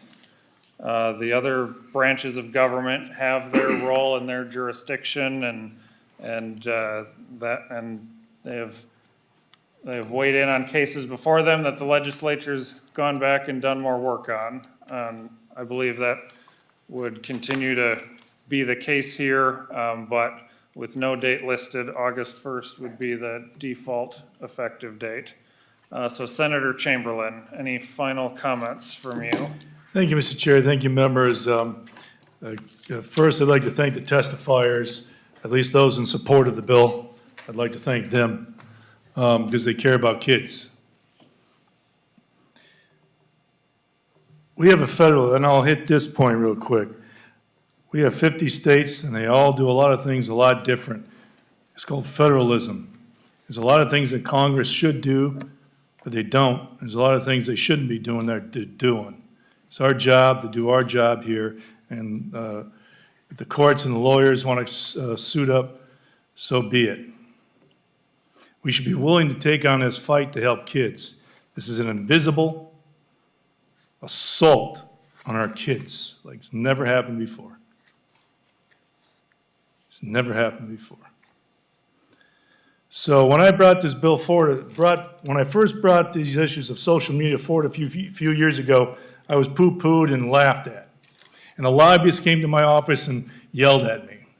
AT&T. They're not laughing now. The lobbyists worked hard that year and got the bill stopped. But you know who's pushed this bill? Senator Bingham, Senator Latz. You know who's pushed this bill? The parents. You know who pushed the other bill? The parents. You know why they did it? Because I met two kids that got killed themselves because of this crap. They got that done. But it was poo-pooed up here for a couple of years. Last year finally got done.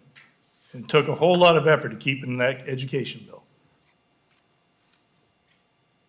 It's no longer time to say we don't know. It's no longer time to say unintended consequences. It's no longer time to say let this, we got more work to do on this. It's no longer time for that. The data is clear. There is no debate. Social media, tech, algorithms are having great destructive outcomes on our kids. There's no debate on that. So we shouldn't be sitting here thinking about the minutia. So a couple points. There's misrepresentations that are unseemly being continuously made here. This has nothing to do with content. Nothing to do with content. It's blocking one algorithm that targets children under 18. There's nothing to do with content in this bill. To say otherwise is to misrepresent the truth. Secondly, if the consumer chooses to play a game or partake in a particular internet activity, that protection stops. That video game, that game that they're engaged in, they can send content to them.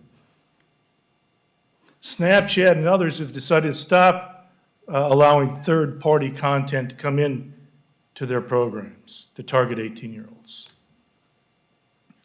So there's nothing to do with content. It has nothing to do with consumer choices. The consumer chooses, that's fine. It's blocking an algorithm, just like telling a kid not to smoke a cigarette. Choice is not involved. Choice is part of this. But it's not like going to the store where you're with your kids and they want to grab the box of Twinkies and you say no. The Twinkies are obvious. It's obvious. And for the other testifier to sit here and suggest that, what do you do if someone else got the content on their phone? That's like saying that you're downstairs watching Lethal Weapon and you don't want your 5-year-old to watch it, but the 5-year-old walks by the TV. I mean, these are ridiculous, ludicrous arguments. So, by the way, it passed the Commerce Committee in this body unanimously. It passed the House Commerce Committee 15-1. It passed the House Judiciary Committee 15-0. In this day of political division, there are a few things that come close to unanimity. Say that word for me. That close to unity. But yet we sit here and pontificate of unintended consequences, blah, blah, blah. We know the truth. We know what's right here. And what's right here is to stop this and to send them a message. As you said, Mr. Chair, send them a message.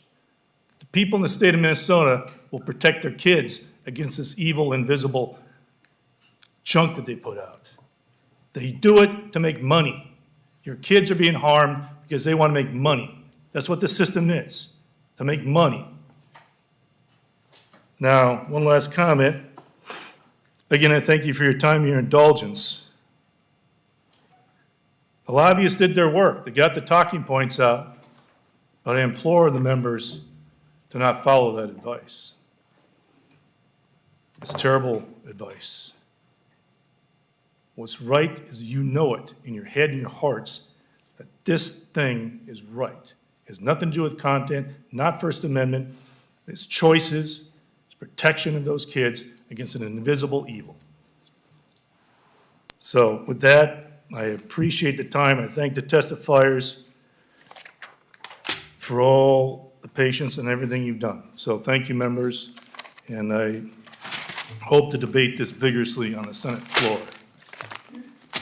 Thank you, Senator Chamberlain. Senator Johnson to move the bill. Thank you, Mr. Chair. I move that Senate File 3933 be recommended to pass and move to general orders As amended. as amended. Thank you, Senator Johnson. On that motion, all in favor signify by saying aye. Aye. Aye. Opposed, say no. The motion prevails and the bill is passed. Thank you. Thank you, Senator Chamberlain. Members, Thursday, please plan on an afternoon and an evening slot for committee again. It's our final meeting before the second deadline, and people keep coming with more and more bills they need me to fit in on the last day. So with that, this committee stands adjourned.